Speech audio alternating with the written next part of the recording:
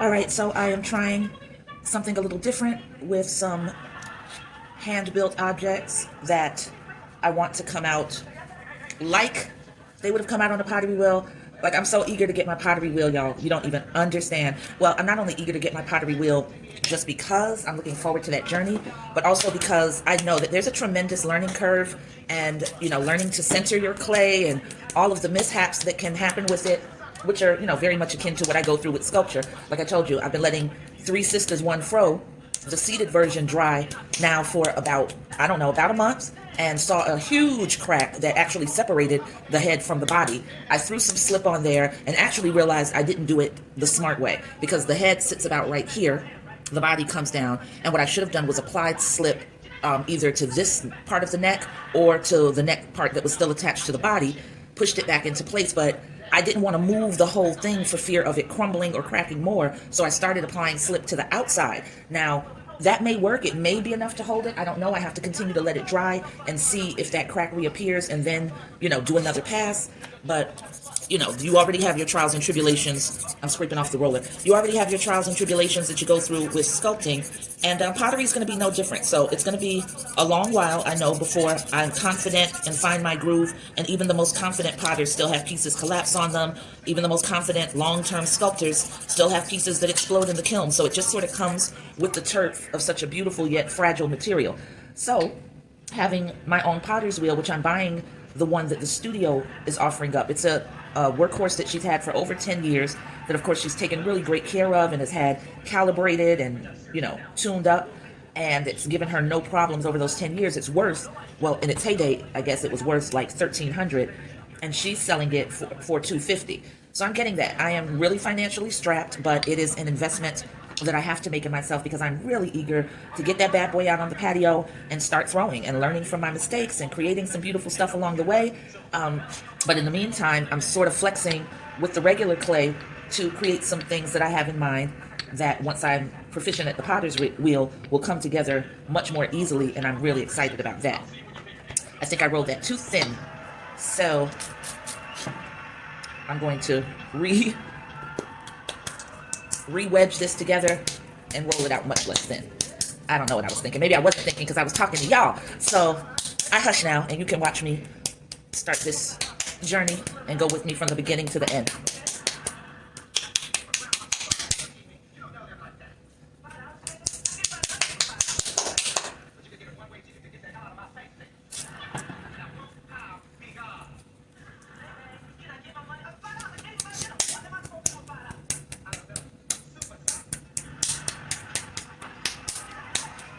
I've got to do my nails tonight. This blue has been on for a long hot minute, and it's looking real raggedy. And I cut my nails all the way back so that once I take my next pottery class or get my pottery wheel, they won't be a hindrance like they are right now.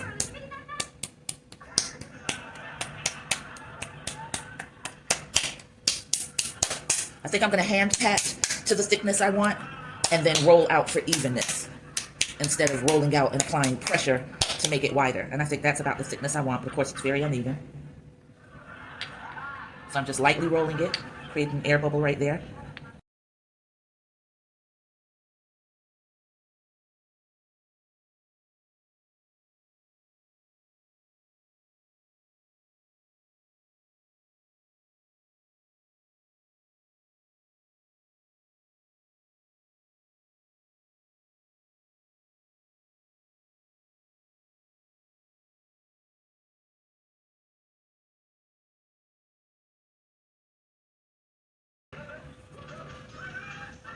I'm just pressing the rim of this into the clay so that I can create a nice circle.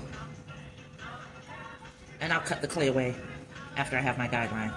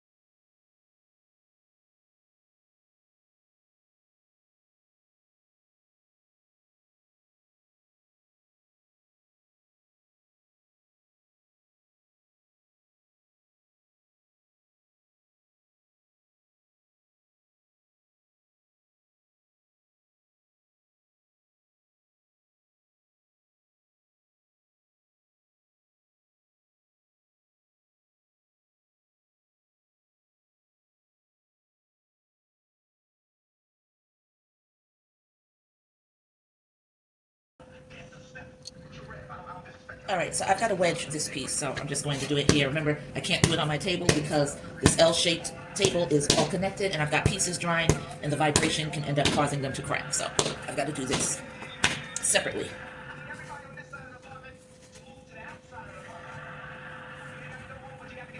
I was seeing something on a potter's TikTok where they were saying they don't wedge their clay out of the bag because they pretty much feel that it is wedged and compacted when they form the block that they put into the bag that they ship it to you. And I always thought that myself. And the girl basically says, you know, rules are meant to be broken. But she'll do reclaimed clay. She'll wedge that because that's, you know, the clay has been put into a different consistency and has separated. Now, the reason why I'm wedging this piece is because it's part of the block that was pulled out of the bag, but I also added individual pieces to it. So I know that there are air pockets in here and inconsistencies with the clay, so I'd rather just go ahead and wedge it and save myself that hassle of discovering it the hard way.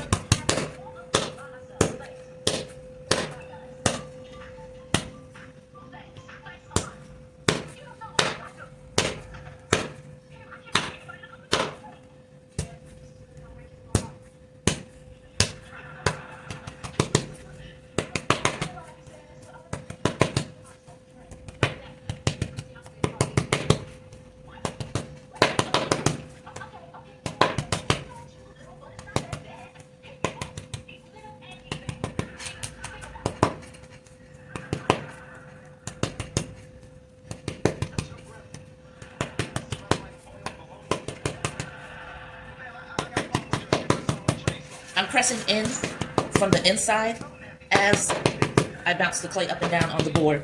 So I'm compacting it from all sides at one time.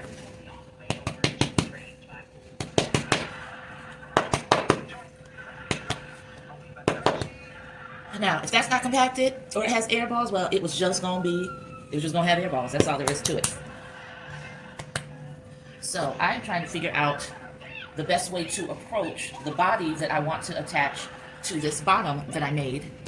And I don't know if I should do it as coils or as a single piece of thick clay that's attached on the bottom here and built out and pushed out like it would be on the pottery wheel. I'm thinking that's the best thing. So I'm thinking what I need to do is press this out with a rolling pin and make sure that I have enough clay on one edge to go around the circumference of this. So I'll just, I'll start with that. And we'll see how it works, because these are things I'm trying to figure out on my own. I don't know if it's the best approach, but it's what I can think of to do.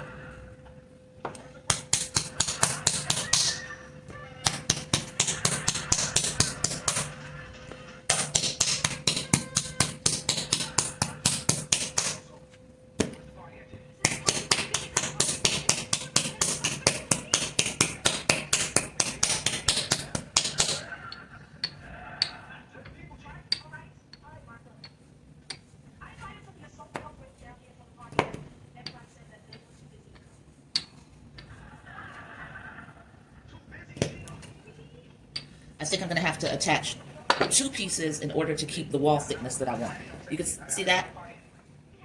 That's like just enough for me to work with, but not enough to go completely around here. So I'm going to cut this across as straight as I can using this as sort of a guideline.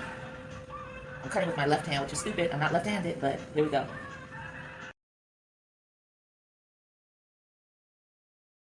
So you can see it's nice and wedged. See how clean that seam is? Yeah, that's what we want. Okay. And I'm going to use the end to guide my knife and make a straight edge on this other side as well.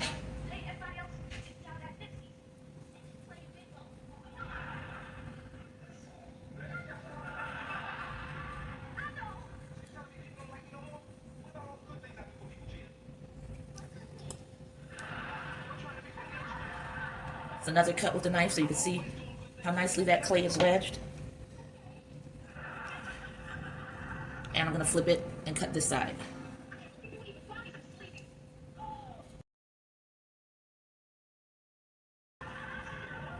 Look at that.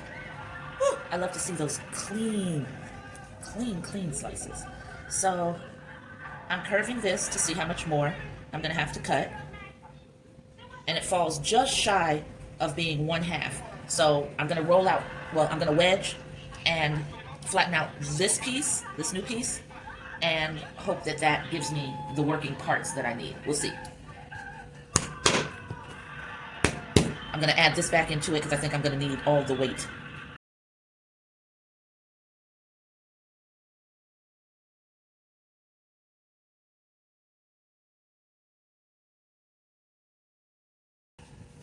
Excuse my heavy breathing, y'all. This is a lot of exertion because I have to push down into my arms with my body to wedge the clay down like this.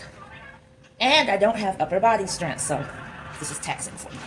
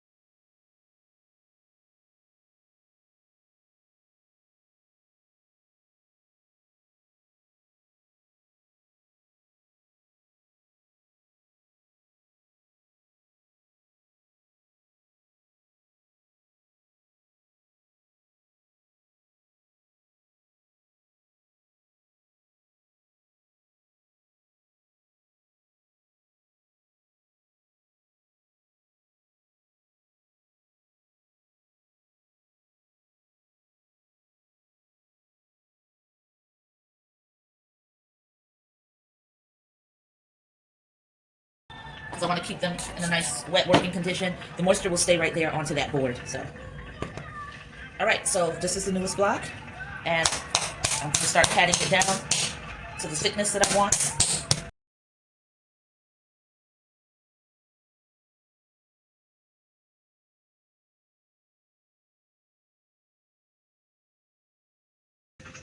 That's the thickness that I left it.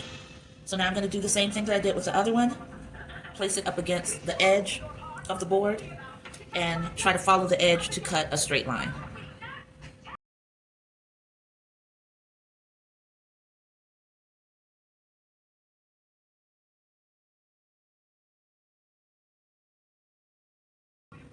Beautiful.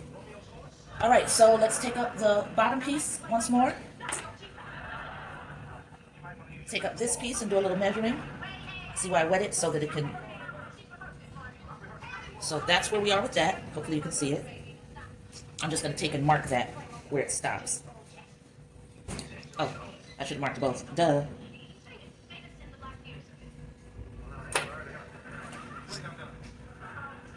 And I'm just going to make sure that this piece can go completely around with some additional leftover. Yep, and that's perfect.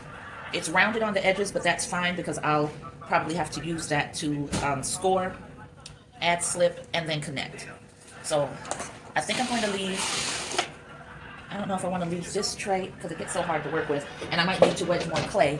So I'm just going to clean this off.